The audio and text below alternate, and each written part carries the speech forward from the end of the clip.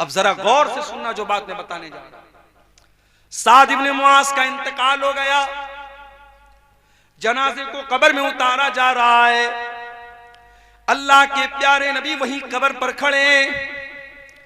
अचानक जब इनको कब्र में उतारा गया, अल्लाह के नबी का चेहरा बदल गया। आपके चेहरे पर खौफ के असरात आ गए, डर और भय आपके चेहरे पर नजर आने लगा। आपने 3 मरतबा कहा सुभान अल्लाह सुभान अल्लाह सुभान अल्लाह। फिर 3 मरतबा आपने कहा अल्लाहु अकबर अल्लाहु अकबर अल्लाहु अकबर। आपको सुन करके सहाबा ने भी बुलंद आवाज से अल्लाहु अकबर कहा, बुलंद आवाज से सुभान अल्लाह कहा। पूरा कब्रिस्तान गूंज उठा नबी और सहाबा की तकबीर के कलमात से। सहाबा ने पूछा अल्लाह क्या बात? अचानक आपका चेहरा बदल गया और आप तस्बीह के कलमात और तकबीर के कलमात पुकारने लगे, क्या बात? आपने फरमाया तज़ायक़ाला साहिबुकुम हाज़ल क़ब्र। ऐ मेरे सहाबा, तुम्हारे इस साथी की कब्र इनके ऊपर तंग हो गई, कब्र ने इनको दबोच लिया, कब्र ने इनको पकड़ लिया और मैंने अल्लाह से दुआ की तब कब्र ने इनको छोड़ा। इन्ना लिल कब्रि ज़क़तन। ऐ मेरे सहाबा, कब्र सबको दबोचती है, कब्र सबको पकड़ती है। लौ नजा मिन्हु अहदुन लनजा साद इब्न मुआज़। अगर कब्र के दबोचने से कोई बचता तो साद इब्न मुआज़ बच जाते, मगर वो भी नहीं बचे। इसका मतलब कब्र सबको दबोचेगी, कब्र सबको पकड़ेगी। कब्र का अजाब सबको नहीं होगा, मगर कब्र दबोचने का जो काम करेगी वो सबके साथ। मुझे भी दबोचेगी, आपको भी दबोचेगी। मालो दौलत की दौड़ में अंधाधुंध भागने वालों, दुनिया में जरा सी मुसीबत आ जाए तो उससे बचने के लाखों इंतजाम करते हो। कभी कब्र से, कब्र के अजाब से मेरे प्यारे साथी अपने आप को बचाने का भी इंतजाम करो। आज हालात ये हो चुके हैं, मालो दौलत की मोहब्बत इस कदर हमारे दिल में पैदा हो चुकी है कि हम हलाल और हराम भूल चुके हैं और हमें नबी की वो हदीस याद आती है। क्या फरमाया अल्लाह के नबी ने?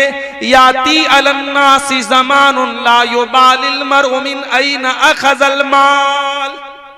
एक ऐसा जमाना तुम पर आएगा जब लोग इस बात की परवाह नहीं करेंगे माल हलाल तरीके से कमा रहे या हराम तरीके से। हमारा नौजवान बिजनेस नहीं करना चाहता, हमारा नौजवान नौकरी नहीं करना चाहता, हमारा नौजवान मेहनत मजदूरी करना नहीं चाहता। वो चाहता है कि ड्रीम 11 पर जुआ खेल करके पैसा कमा ले, वो चाहता है कि IPL में सट्टा लगा करके पैसा कमा ले, वो चाहता है कि ओजोन नाम की कोई कंपनी आ जाए, मेटा ओजोन नाम की कोई कंपनी आ जाए, क्रिप्टो करेंसी के नाम से कोई कंपनी आ जाए और बैठे बिठाए पैसा लगा करके बैठे बिठाए रातों रात अमीर बन जाए। मेरे नौजवानों, अपने आप को काहिल मत बनाओ, अपने दिमाग को और अपने जिस्म को मेहनत पर लगाओ। इसी मुल्क में रतन टाटा का भी इंतकाल हुआ। बहुत छोटी सी शुरुआत की थी रतन टाटा ने और आज उनकी कंपनी का एक ब्रांड बन गया। सड़क पर मारुति की गाड़ी भी आती है, होंडा की गाड़ी भी आती है और टाटा की गाड़ी भी आती है। कभी आपने फर्क महसूस किया? टाटा की गाड़ी जब आती है लोग कहते भाई साहब टाटा की कंपनी, टाटा की गाड़ी मजबूती में बेमिसाल होती है। मैं साउथ इंडिया में मैंने देखा कि लोग मारुति की गाड़ी नहीं खरीदते, 4 व्हीलर मारुति की बिल्कुल नहीं खरीदते। आंध्रा वगैरह में मैंने देखा। मुझसे लोगों ने कहा मौलाना कभी गाड़ी लेना टाटा की लेना। क्यों? बोले फैमिली के साथ आपको सफर करना है अगर हमेशा टाटा की गाड़ी लेना, क्योंकि टाटा की गाड़ी बहुत मजबूत होती है, बहुत परीक्षण होता है, बहुत जांच होती है, उसके बाद वो मार्केट में आती है। एक छोटी सी कंपनी खोली थी रतन टाटा ने, आज पूरे भारत का एक बड़ा ब्रांड बन गया। हम और आप भी ब्रांड बना सकते हैं मेरे साथी। हमारा भी कोई नौजवान अगर मेहनत और हिम्मत से काम ले, कल उसकी कंपनी का भी एक ब्रांड बन सकता है। और इस देश में हमने देखा मुकेश अंबानी, आज जिनके यहाँ शादी होती है तो करोड़ों खर्च करते हैं। उनके बेटे अनंत अंबानी की शादी होती है तो मीडिया में पूरा एक वावेला मच जाता है, साहब इतनी बड़ी शादी हो रही है। मुकेश अंबानी का बाप धीरू भाई अंबानी दुबई में लॉन्ड्री का काम करते थे। लॉन्ड्री का मतलब समझते हैं? होटल में आप जब जाते हैं, होटल के कमरे में आपका कपड़ा अगर धुलने के लायक होता है तो होटल वाले आपसे वो कपड़ा ले लेते हैं, कुछ चार्ज आपको देना पड़ता है और वो कपड़ा धुला जाता है। उस कपड़े की धुलाई का काम करते थे कौन? मुकेश अंबानी के जो बाप थे जिनका नाम था धीरू भाई अंबानी, और उनके बाप ने फिर रिलायंस की कंपनी खोली थी और उनके बाप ने ये सपना देखा था, अपने बच्चों से कहा था मैं चाहता हूं कि भारत में मोबाइल इतना सस्ता हो जाए कि पोस्ट कार्ड से भी सस्ता। उस जमाने में जब उन्होंने धीरू भाई अंबानी ने ये बात कही थी, मोबाइल बहुत कम था इंडिया में और मोबाइल पर जब कोई कॉल करता था तो कॉल करने का भी पैसा बहुत ज्यादा लगता था और कॉल रिसीव करने का भी बहुत ज्यादा पैसा लगता था। और उस जमाने में पोस्ट कार्ड आता था 4 आने का, 25 पैसे का। तो किसी ने सोचा नहीं था कि धीरू भाई अंबानी का ये सपना भी पूरा होगा, लेकिन आज हो गया। आज तो आप रिचार्ज करा लेते हैं और अनलिमिटेड कॉल करते हैं। मेरे प्यारे साथियों, कारोबार करो, बिजनेस करो, हलाल तरीके से पैसा कमाओ, बहुत रास्ते हैं। ये सूद का धंधा न करो, ये ब्याज का धंधा न करो, ये हराम के रास्ते ना अपनाओ। मेरा रब कुरान में कहता है इन्नल्लज़ीना यअकुलून रिबा ला यक़ूमून इल्ला कमा यक़ूमुल्लज़ी यतखब्बतहु शैतानु मिनल मस।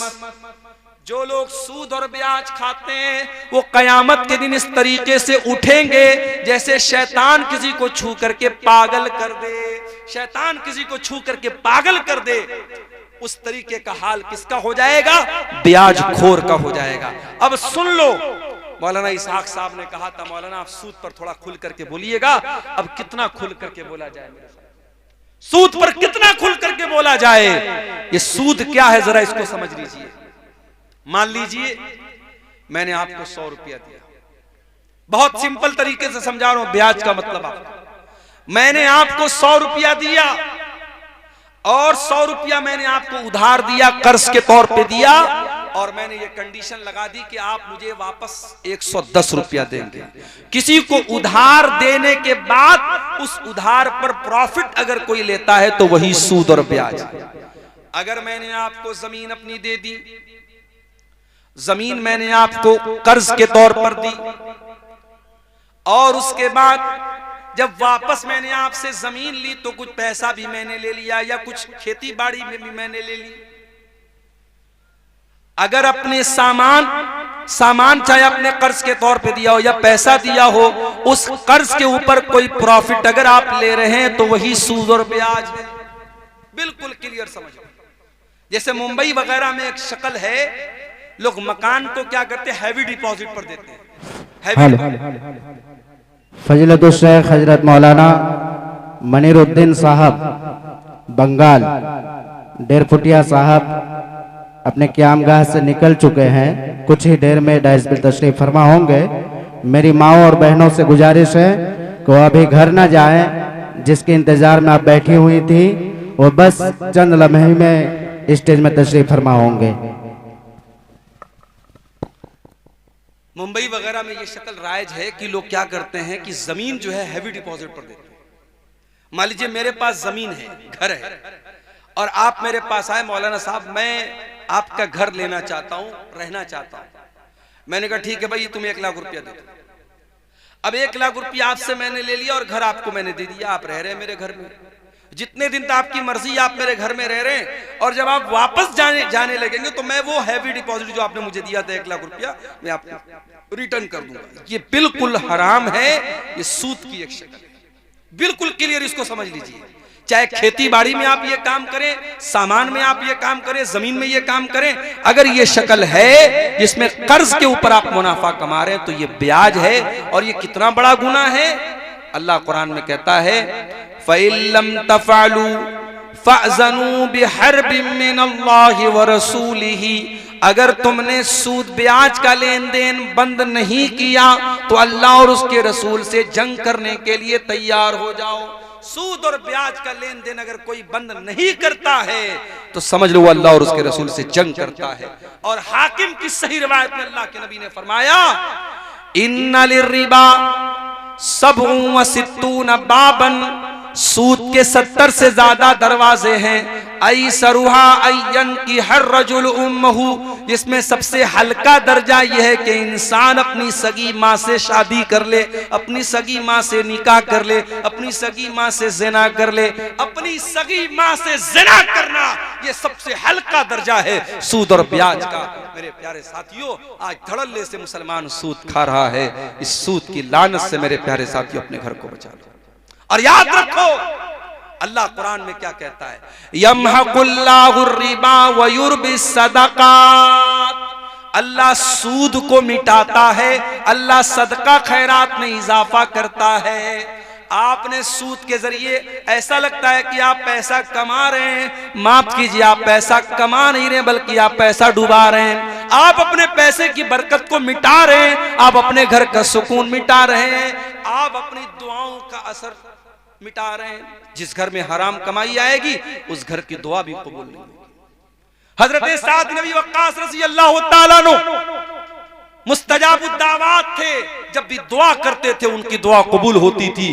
किसी ने पूछा, ऐ साद नबी वक्कास क्या राज है आपके इस दुआ के कबूल होने का? उन्होंने कहा, मा रफ़ातु लुक़मतन, मैंने जब भी खाने के लिए कोई लुक़मा उठाया है मुझे मालूम होता है वो लुक़मा कहां से आया है, हलाल तरीके से आया है या हराम तरीके से आया है। मुझे अपनी कमाई का हिसाब मालूम होता है, मुझे अपने लुक़मे का हिसाब मालूम होता है। ये वजह थी हजरत साद की दुआओं के कबूल होने की। मेरे प्यारे साथियों, आज हमारी दुआएं क्यों हमारे मुंह पर मारी जा रही हैं? क्यों आज हमारी मस्जिदें, हमारे मदरसे, हमारे जानो माल पर आज आफतें ही आफतें हैं और हम इतनी दुआएं कर रहे और हमारी दुआएं कबूल नहीं हो रही हैं? कहीं ऐसा तो नहीं कि हमारी कमाइयों के हराम होने की वजह से ऐसा हो रहा है? वो हदीस भी अपने सामने रखिए, सही मुस्लिम की वो हदीस जिसमें अल्लाह के नबी ने फरमाया, अल्लाह ताला पाक है और पाक ही चीज को कबूल करता है। अल्लाह ने अपने रसूलों को भी इसी बात का हुक्म दिया, या अय्युहर रसूल कुलू मिनत तय्यिबाति वअमलू सालिहा,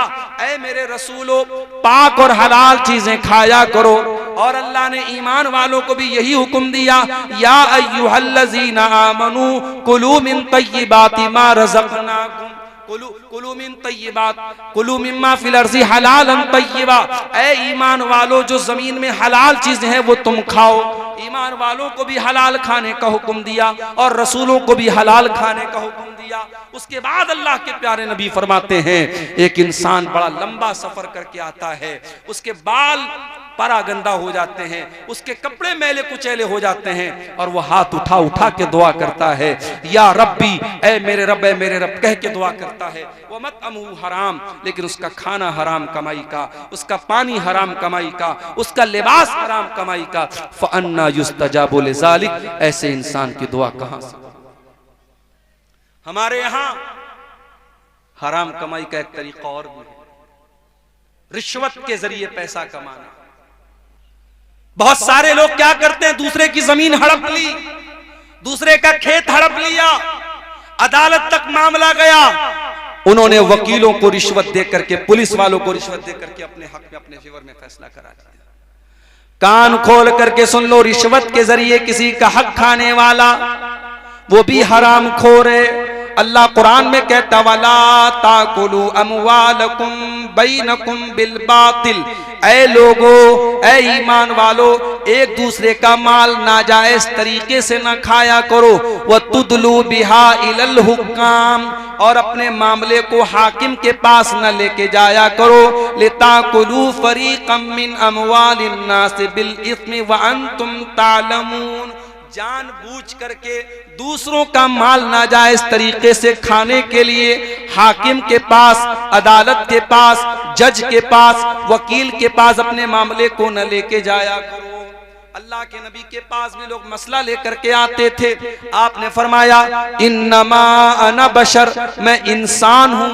हो सकता है दो लोग मेरे पास अपना मामला लेकर के आए और एक आदमी बहुत चिकनी चुपड़ी बात करने वाला हो, उसकी बात में बड़ी मिठास हो और मैं उसके हक में, उसके फेवर में फैसला कर दूं।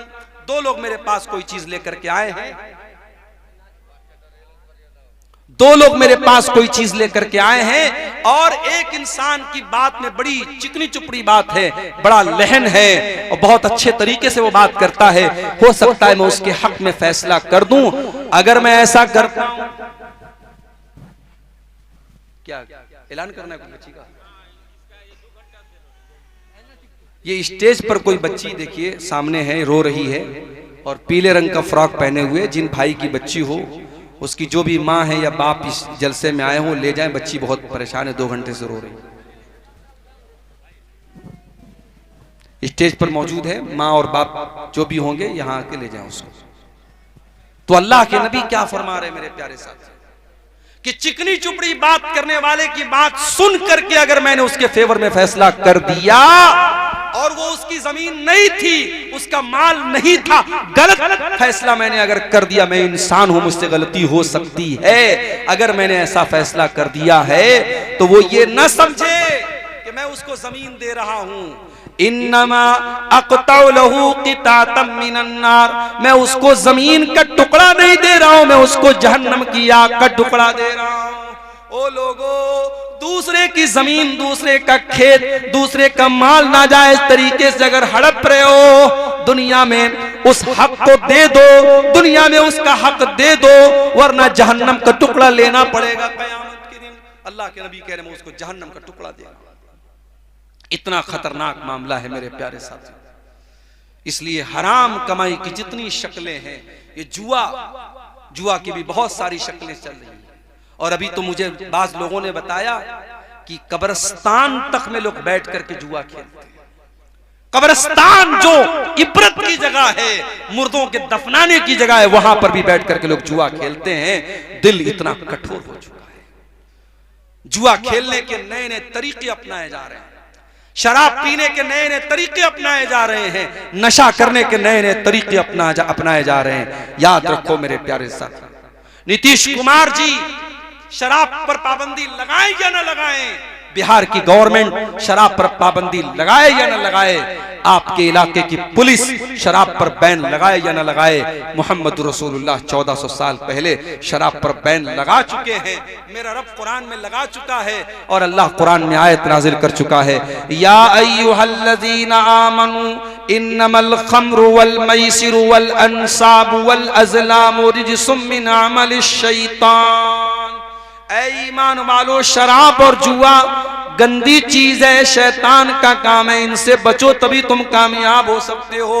इन्नमा युरीदु शैतानु अन युक़िया बैनकुमुल अदावत वल बग़ज़ा फिल खम्रि वल मैसिर। जहां शराब आएगी, जहां जुआ आएगा, वहां लड़ाई होगी, वहां झगड़े होंगे। कितने मर्डर हो जाते हैं आज, कितने कत्ल हो जाते हैं इस शराब की वजह से और इस जुए की वजह से। भारत सरकार का डाटा बता रहा है, भारत सरकार की और रोड का जो मंत्रालय है, परिवहन मंत्रालय, वो बताता है कि भारत में रोड एक्सीडेंट्स की सबसे बड़ी वजह क्या है? नशा है, शराब है। इसीलिए आप किसी बड़े शहर में चले जाएं, दिल्ली में, मुंबई में, रात में अगर आप 4 व्हीलर पे निकलेंगे, कार पे निकलेंगे, बार बार पुलिस वाले चेक करते हैं कि कहीं ड्राइवर शराब तो नहीं पी के आया है। कितने हादसे होते हैं शराब की वजह से। मेरे प्यारे साथियों, जिस चीज को इस्लाम ने हराम करार दे दिया है, वो चीज हमारे लिए कभी भी फायदेमंद नहीं हो सकती है। ये शराब और ये जुआ हमारी कौम को बर्बाद कर रहा है। और अब तो शराब तो बहुत छोटी चीज हो गई मेरे साथियों, अब तो आपका नौजवान ड्रग्स ले रहा है, ऐसा ऐसा पाउडर इस्तेमाल कर रहा है कि आप सोच नहीं सकते हैं। मुंबई के बाज इलाकों में मुझे भाइयों ने बताया, वहां एक पाउडर आता है, उसको एमडी बोलते हैं, बड़ा खतरनाक किस्म का नशा होता है।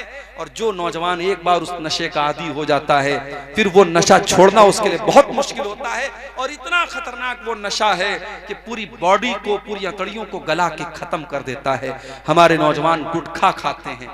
गुटखा, मैं ये नहीं कहता कि जो मसला शराब का है वही मसला गुटखा का है। शराब अपनी जगह है, गुटखा अपनी जगह है, मगर हराम तो गुटखा भी है ना। क्यों? इसलिए हराम है। उस गुटखा के अंदर अगर नशा न भी हो, इसलिए ये हराम है क्योंकि ये आपके शरीर को खोखला कर रहा है। जब उस गुटखे के पैकेट पर ये लिखा है कि टोबैको कॉजेस कैंसर, तंबाकू से कैंसर हो सकता है, जब गुटखा के ऊपर खुद सरकार ने लिखवाया है और गुटखा कंपनी ने लिखवाया है, और आप उस गुटखे को खा करके अपने आप को कैंसर के हवाले कर रहे हैं। माफ कीजिए, ये शरीर, ये जिस्म, ये अल्लाह ताला ने अमानत के तौर पे दिया है। इस शरीर को बर्बाद करने का हमें और आपको कोई अधिकार नहीं है। इसलिए मेरे साथियों, मेरे नौजवान साथियों, गुटखे से भी अपने आप को दूर रखो, शराब वगैरह से भी दूर रखो, हर उस चीज से दूर रखो जो आपकी बॉडी और आपके शरीर को नुकसान पहुंचाने वाला। और आगे बढ़िए। एक और चीज जो हमारे समाज को बर्बाद कर रही है बड़ी तेजी के साथ, मर्द और औरत के नाजायज ताल्लुकात, जिनाकारी और बदकारी समाज को बर्बाद कर रही है, रिश्तों की मर्यादा को बर्बाद कर रही है। हालात ये हो चुके हैं कि महरम रिश्ते, जिन रिश्तों से पर्दा नहीं करना है औरत को, यानी ससुर का रिश्ता, यानी भाई का रिश्ता, यानी बाप और बेटी का रिश्ता भी आज बहुत सारे ऐसे हादसे हो रहे हैं कि इन रिश्तों में भी आज रिश्ते तार तार हो रहे हैं। इस कदर लोगों के दिमागों में गंदगियां भर दी गई हैं कि आज महरम रिश्तों के साथ भी ज्यादती हो रही है, 5-5 साल की बच्चियों के साथ ज्यादती हो रही है। ओ लोगों, याद रखो, सरकार कानून तो बना लेगी मगर कानून को जमीन पर लागू कौन करेगा? दिल्ली में चलती बस में जब एक लड़की के साथ रेप हुआ, पूरे भारत में बड़ा बवाल हुआ, मीडिया में बड़ा बवाल हुआ। निर्भया कांड आपको याद होगा। निर्भया कांड के बाद बहुत कानून सख्त किया गया, लेकिन आज भी जिना के वाकयात भारत की धरती पर हो रहे हैं। कलकत्ता की सरजमीन पर एक लेडी डॉक्टर के साथ बड़ी बेरहमी से न सिर्फ रेप किया गया, उसके जिस्म पर कितने हमले किए गए, उसके जिस्म पर कितने चाकू से हमले किए गए, और रेपी जब पकड़ा गया उसके चेहरे पर जर्रा बराबर भी अफसोस और नदामत नहीं था।